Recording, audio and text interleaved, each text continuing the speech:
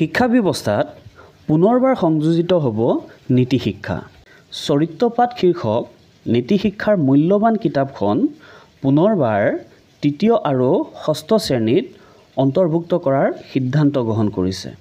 অতিকৈ প্ৰশংসনীয় পদক্ষেপ, সময় উপযোগী সিদ্ধান্ত। কিয়নো বৰ্তমান শুনিবলৈ পোৱা বা দেখিবলৈ পোৱা ঘটনাৰাজিয়ে ঘটনাসমূহৰ কথা আপোনালোকক নকলেও আপোনালোকে নিশ্চয় বুজি পাইছে কোনসমূহ ঘটনাৰ কথা কৈছোঁ। এই যে দৰং জিলাত হৈ যোৱা ঘটনাটো, 10ম শ্ৰেণীৰ ছাত্ৰই 9ম শ্ৰেণীৰ ছাত্ৰক হত্যা কৰিছে, কলিকতাৰ কাণ্ড, কুকুৰটোৰ বাবে AC ৰুম আছে কিন্তু পিতৃ মাতৃৰ বাবে অকণমান ঠাইৰ অভাৱ ইত্যাদি ঘটনাৰাজি। এই ঘটনাৰাজিয়ে কি সূচাইছে, কি প্ৰকাশ কৰিব বিচাৰিছে?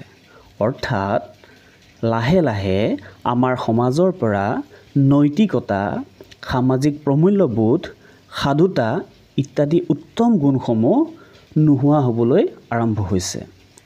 এখন সুস্থ, সবল আৰু প্ৰগতিশীল সমাজৰ বাবে এই গুণসমূহ থকাটো অত্যন্তই আৱশ্যক। সেয়েহে চৰিত্ৰপাঠ শীৰ্ষক নীতি শিক্ষাৰ কিতাপখন শিক্ষা ব্যৱস্থাত সংযোজন চৰকাৰৰ এক সময় উপযোগী আৰু প্ৰশংসনীয় সিদ্ধান্ত। এগৰাকী সুস্থ নাগৰিক হিচাপে চৰকাৰৰ এই সিদ্ধান্তক মই আদৰণি জনাইছোঁ। এইটো ঠিক, নীতি শিক্ষাৰ পাঠ পঢ়িলেই যে ল'ৰাজন বা ছোৱালীজনী নৈতিক চৰিত্ৰৱান হৈ গঢ় লৈ উঠিব তেনে নহয়।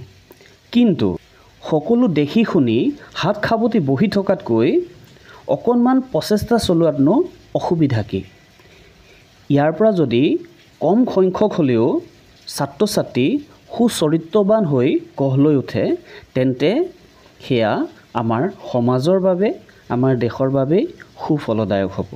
এইখিনিতে মোৰ ফালৰ পৰা চৰকাৰলৈ এটি বিশেষ অনুৰোধ, কেৱল মাত্ৰ তৃতীয় আৰু ষষ্ঠ শ্ৰেণীতে সীমাবদ্ধ নাৰাখি 8ম শ্ৰেণী পৰ্যন্ত নীতি শিক্ষা এটা বাধ্যতামূলক বিষয় হিচাপে পাঠদানৰ ব্যৱস্থা কৰে যেন।